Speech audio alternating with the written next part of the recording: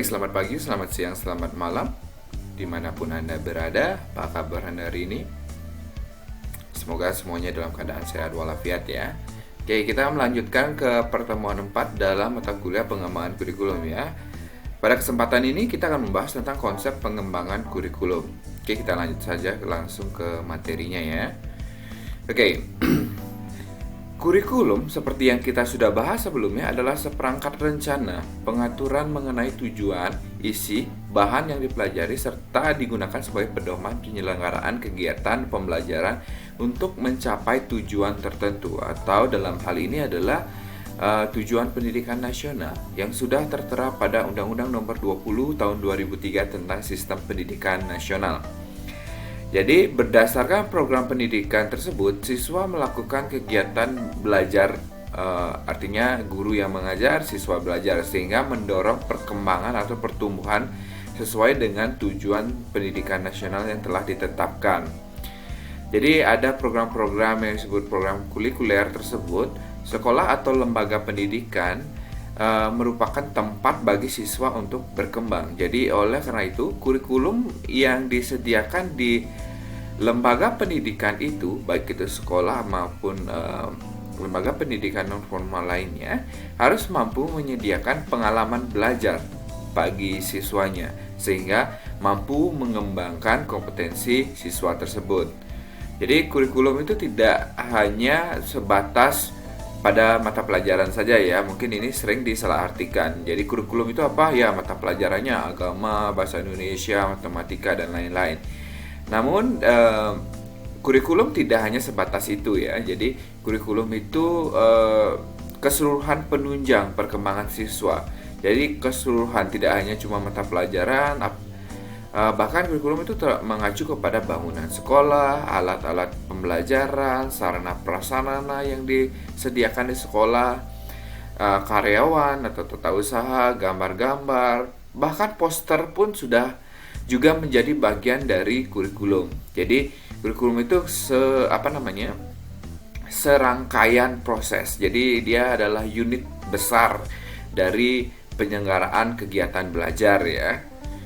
Jadi kegiatan-kegiatan tersebut di atas tidak hanya terjadi di dalam kelas saja, tapi juga dapat dilakukan di luar kelas. Karena seperti yang kita sudah bahas sebelumnya, kurikulum tidak hanya mengacu pada mata pelajaran, tapi juga hal-hal yang lain, penunjang dari kegiatan belajar mengajar lainnya yang bisa juga dilakukan di luar kelas. Oke. Dalam mengembangkan kurikulum ada dua pertimbangan yang harus diperhatikan. Yang kedua hal tersebut adalah, yang pertama adalah perekayasaan kurikulum, yang kedua adalah asas pengembangan. Oke, kita akan bahas satu persatu ya. Yang pertama itu adalah rekayasa kurikulum. Jadi rekayasa kurikulum ini berkenaan dengan proses bagaimana memfungsikan kurikulum itu di sekolah. Jadi upaya-upaya yang dilakukan agar pengelolaan kurikulum itu dapat berfungsi dengan sebaik-baiknya. Jadi bagaimana memfungsikan dan bagaimana kita mengelola kurikulum agar mampu berfungsi dengan maksimal. Jadi pengelolaan kurikulum di sekolah terdiri atas para pengawas atau penilik dan kepala sekolah. Sedangkan pada tingkat pusat adalah Kepala Pusat Pengembangan Kurikulum ataupun Balitbang Dikbud, dan pada Kasubdit Kepala Bagian Kurikulum di Direktorat Dirjen Pendidikan Nasional ya. Jadi penyelenggaraan atau pelaksanaan dari rekayasa kurikulum ini dilaksanakan dalam 3 tahapan ya. Yang pertama itu adalah konstruksi kurikulum, yang kedua adalah pengembangan kurikulum, yang terakhir adalah implementasi kurikulum. Konstruksi kurikulum itu adalah proses pembuatan keputusan, jadi menentukan hakikat ataupun rancangan kurikulum. Jadi ini mengacu kepada nanti pengembangan yang didasarkan oleh landasan-landasan yang sudah kita bahas sebelumnya ya. Yang kedua adalah pengembangan kurikulum adalah prosedur pelaksanaan pembuatan konstruksi kurikulum. Dalam proses ini, pengembangan kurikulum mencakup 2 hal pokok ya. Yang pertama itu adalah fondasi landasan pengembangan kurikulum, dan yang kedua adalah komponen-komponen kurikulum. Yang ketiga adalah implementasi kurikulum. adalah sebuah proses pelaksanaan kurikulum yang dihasilkan oleh konstruksi dan pengembangan kurikulum. Jadi implementasinya lebih banyak mempraktikkan faktor-faktor yang mempengaruhi pelaksanaan dan perubahan dari kurikulum itu sendiri. Oke, kita lanjut ke asas pengembangan ya. Jadi asas pengembangan merupakan inti dalam penyelenggaraan pendidikan, dan oleh karena itu pengembangan pelaksanaan harus berdasarkan pada asas-asas secara makro ya. Ini adalah asas-asas makronya. Jadi sistem pengembangan kurikulum harus berdasarkan asas-asas sebagai berikut. Yang pertama itu adalah keimanan dan ketakwaan kepada Tuhan Yang Maha Esa. Jadi seperti yang terdapat pada kurikulum 2013, kompetensi yang pertama yang dikembangkan adalah asas religiusitas. Jadi keimanan dan ketakwaan pada Tuhan Yang Maha Esa. Yang kedua adalah demokrasi Pancasila. Yang ketiga adalah keadilan dan pemerataan pendidikan, keseimbangan, keserasian dan keterpaduan. Yang kelima adalah hukum yang berlaku. Keenam adalah kemandirian dan pembentukan manusia sendiri.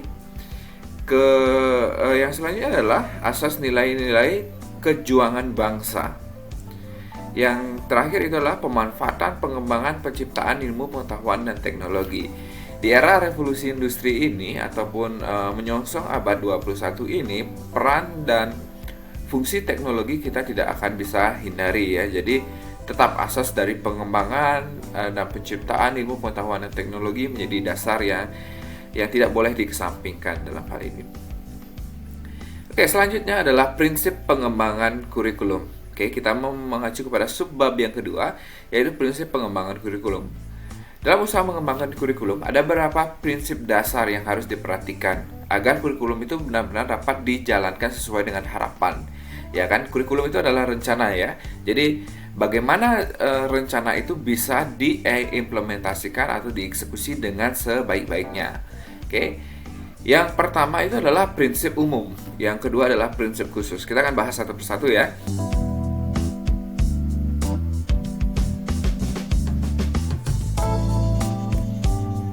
Oke, kita lanjut ya. Jadi prinsip umum yang saya maksud di sini adalah yang pertama itu adalah relevansi, fleksibilitas, kontinuitas, praktis dan efisien dan efektivitas. Relevansi dalam pendidikan itu mengacu kepada keterkaitan dengan kurikulum dengan kehidupan peserta didik, kehidupan sekarang, kehidupan yang akan datang, tuntutan dunia kerja, dan perkembangan ilmu pengetahuan dan teknologi. Jadi pendidikan itu harus relevan ya. Kalau tidak relevan ya pendidikan tidak akan berguna. Yang kedua adalah fleksibilitas. Walaupun kurikulum itu bersifat rencana yang sudah terstruktur, namun dalam implementasinya kurikulum harus bersifat lentur ataupun fleksibel. Jadi tentunya pelaksanaan kurikulum misalnya saya ambil contoh kurikulum 2013, tentunya di Jakarta dan di daerah-daerah tertinggal akan sangat berbeda. Nah, itu harus menggunakan fleksibilitas dalam implementasiannya. Jadi yang selanjutnya adalah kontinuitas. Ya, kurikulum tidak hanya harus mengembangkan peserta didik secara berkesinambungan. Jadi peserta didik itu tidak hanya terputus pada satu strata ataupun tingkat pendidikan tertentu. Jadi harus ada kontinuitasnya ya. Jadi bersifat berkesinambungan. Yang selanjutnya adalah praktis dan efisien. Kurikulum mudah dilaksanakan menggunakan alat sederhana dan biayanya juga murah. Jadi ini agar dapat diimplementasikan pada secara merata pada semua unit pendidikan ya. Jadi harus murah dan mudah untuk dilaksanakan. Yang selanjutnya adalah efektivitas. Nah, walaupun murah dan mudah, nah tetap harus efektif. Jadi harus tetap menunjukkan keberhasilan yang optimal. Jadi efektivitas belajar peserta didik terutama berkenaan dengan sejauh mana tujuan pendidikan dicapai itu harus jelas. Oke. Itu adalah prinsip-prinsip umum ya. Jadi selanjutnya adalah prinsip-prinsip khusus. Yang pertama itu adalah berkenaan dengan tujuan pendidikan, yaitu menjadi pusat kegiatan atau arah semua kegiatan pendidikan. Yang kedua adalah prinsip berkenaan dengan pemilihan isi yang sesuai dengan kebutuhan pendidik yang telah ditentukan oleh perencana kurikulum. Yang ketiga itu adalah prinsip berkenaan dengan pemilihan proses belajar mengajar mengacu pada metode, teknik, pendekatan. Yang keempat itu adalah prinsip berkenaan dengan pemilihan media dan alat pengajaran. Oke, selanjutnya kita akan membahas selanjutnya itu fungsi pengembangan kurikulum ya. Kurikulum dalam pendidikan mempunyai beberapa fungsi dan peranan yang dalam pencapaian tujuan pendidikan. Berikut merupakan fungsi dari kurikulum di sekolah ya, atau maksud saya adalah pengembangan kurikulum yang ada di sekolah. Yang pertama itulah fungsi bagi sekolah bersangkutan. Jadi kurikulum itu bagi sekolah adalah berfungsi sebagai alat untuk mencapai tujuan-tujuan yang diinginkan. Dan juga dan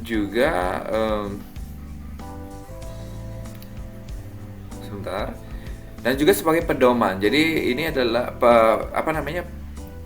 kurikulum digunakan sebagai pedoman dalam seluruh kegiatan atau keseharian dari kegiatan belajar mengajar ataupun segala kegiatan pendidikan dalam unit pendidikannya ya. Selanjutnya adalah bagi guru. Kurikulum sebagai alat pedoman bagi guru untuk melaksanakan program pembelajaran ya. Jadi bagi kepala sekolah adalah sebagai penanggung jawab sekolah, kepala sekolah memegang peranan strategis dalam rangka mengembangkan kurikulum. Nah, untuk supervisor atau fungsi kurikulum bagi supervisor atau pengawas adalah dijadikan sebagai pedoman atau patokan dalam mengukur ya. Dan fungsi kurikulum bagi pengawas akademik juga sebagai pedoman ukuran terhadap penyempurnaan dari bidang keakademisannya ya. Jadi baik itu rencana pembelajaran, RPP dan lain-lain. Fungsi bagi sekolah atau madrasah di atasnya. Jadi seperti yang kita sudah bahas sebelumnya, pendidikan itu atau kurikulum itu bersifatnya kontinuitas ya. Harus berhubungan dengan atau berkesinambungan. Jadi fungsi kurikulum juga mengacu kepada kurikulum yang ada di atasnya, yaitu pendidikan yang ada di atasnya. Yang terakhir itu adalah fungsi bagi masyarakat dan pengguna lulusan. Jadi dengan mengetahui kurikulum tingkat satuan pendidikan, masyarakat dan pengguna lulusan dapat memberikan bantuan guna memperlancar program pendidikan. Dan juga lulusan juga dapat memberikan ataupun masyarakat dan pengguna lulusan juga dapat memberikan kritik terhadap perbaikan kurikulum sehingga menyesuaikan dengan kebutuhan yang diperlukan. Oke, yang terakhir itu adalah peranan kurikulum. Ya, itu ada 3 peranan penting ya dalam kurikulum. Yang pertama itu konservatif, kritis dan evaluatif, dan kreatif. Peranan konservatif yang ini mentransmisi atau mentafsirkan warisan sosial pada generasi muda. Jadi kita perlu sebagai kurikulum itu juga berfungsi sebagai pentransmisian warisan sosial pada generasi seterusnya. Yang kedua adalah peranan kritis dan evaluatif, yaitu aktif dalam berpartisipasi dalam kontrol sosial dan menekankan pada unsur berpikir kritis seperti tuntutan pendidikan abad 21 ya. Yang terakhir itu adalah peranan kreatif, yaitu menciptakan dan menyusun sesuatu yang sesuai dengan kebutuhan masa sekarang dan masa yang akan mendatang pada masyarakat. Jadi tidak hanya masa sekarang saja tapi juga masa depan ya. Jadi ketiga peran tersebut berjalan seimbang dalam keharmonisan sehingga terbentuklah kurikulum yang sesuai dengan kebutuhan zaman ya. Oke. Demikian materi atau ulasan materi pada pertemuan ini. Saya harap penjelasan saya mampu dimengerti. Oke, kita berjumpa lagi pada video pembelajaran selanjutnya. Selamat pagi, siang, ataupun malam.